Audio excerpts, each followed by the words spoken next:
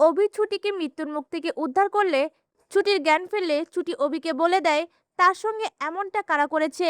এই ফুল এপিসোডটি পেতে এক্ষুনি চ্যানেলটি সাবস্ক্রাইব করুন। এই পর্বে দেখা যায় ছুটিকে ফ্রিজারের মধ্যে বন্দি করে রাখলে ছুটির জ্ঞান ফিরলে ছুটি চিৎকার করে বলতে থাকে, প্লিজ দরজাটা খোলো, এখানে খুব ঠান্ডা।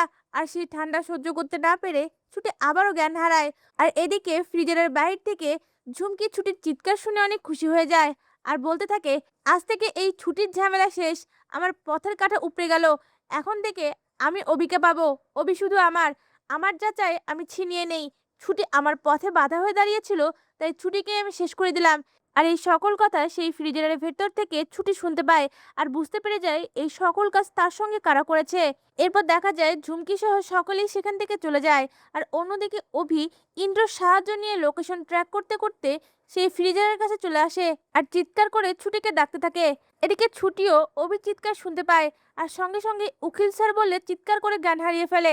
এদিকে অভি সেই ফ্রিজারের ভিতরে ছুটির শব্দ শুনে ভয় পেয়ে যায় আর সঙ্গে সঙ্গে বাইক চালিয়ে ফ্রিজারের দরজা ভেঙে ভিতরে ঢোকে। আর ছুটিকে জ্ঞান হারানো অবস্থায় দেখে তার নিজের কোটটা খুলে ছুটির গায়ে পেঁচিয়ে দেয় আর তাকে সেই ফ্রিজার থেকে বের করে নিয়ে আসে।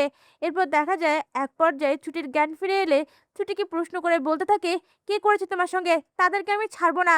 তা ভিউয়ার্স, ছুটি যদি অভিকে বলে দেয় এই সবটা করেছে ঝুমকি আর রোমা কাঞ্জিলাল, আপনাদের দেখতে কেমন লাগবে? আপনাদের মূল্যবান মতামত আমাদের কমেন্টে জানান। ধন্যবাদ।